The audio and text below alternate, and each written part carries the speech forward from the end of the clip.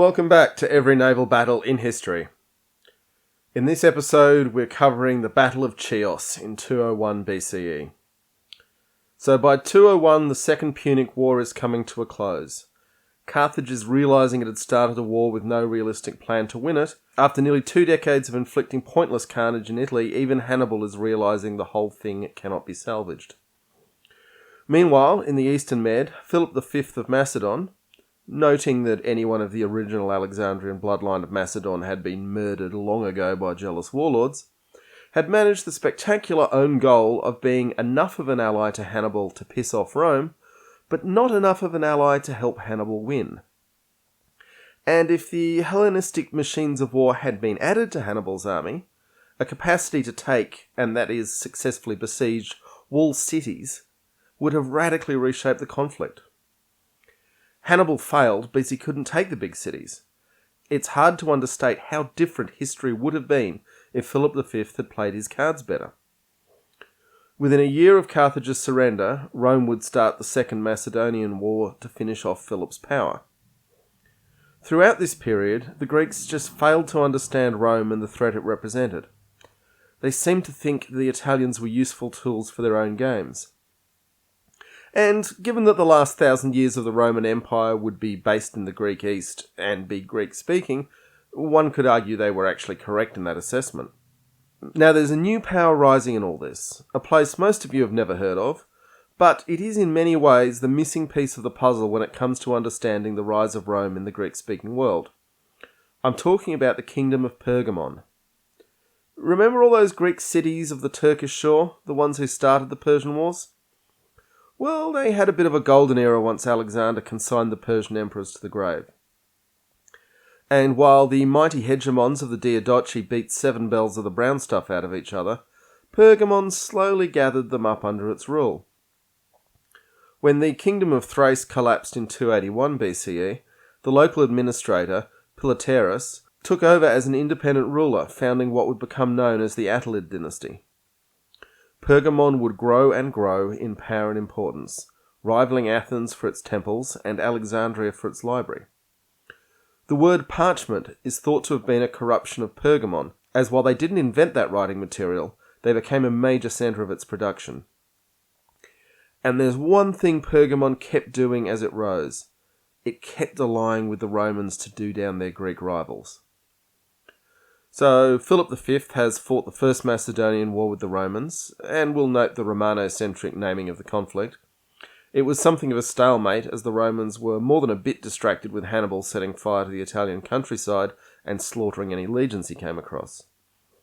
In 205, that war came to an end, and Philip then decided that it was the time to settle some scores with the Greeks of the Aegean, in particular Rhodes.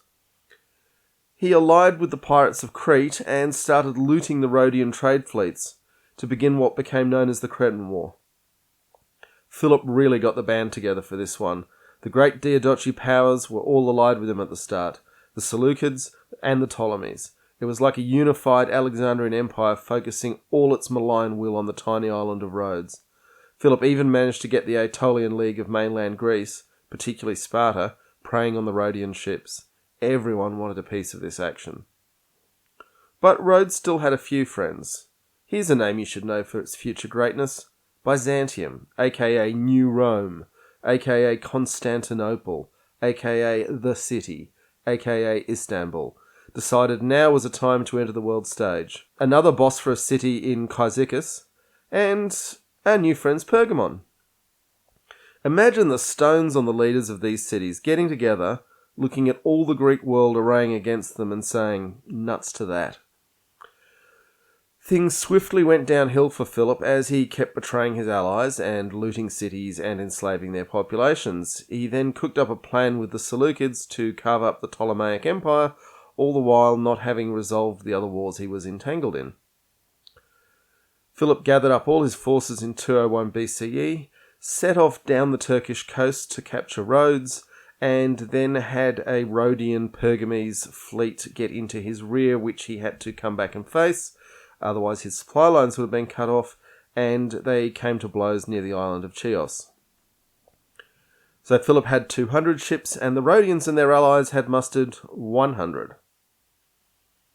So then, with the king of Macedon personally in command aboard a huge decares, that is a ship with 10 banks of rowers, so probably 600 rowers, twice the size of the quinqueremes the Romans and the Carthaginians were using, things started to go wrong.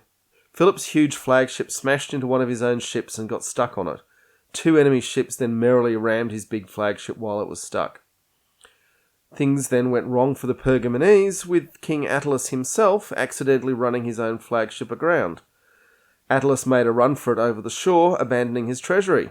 The Macedonians who boarded the ship were so busy grabbing the loot they neglected to capture the Pergamese king as he ran away.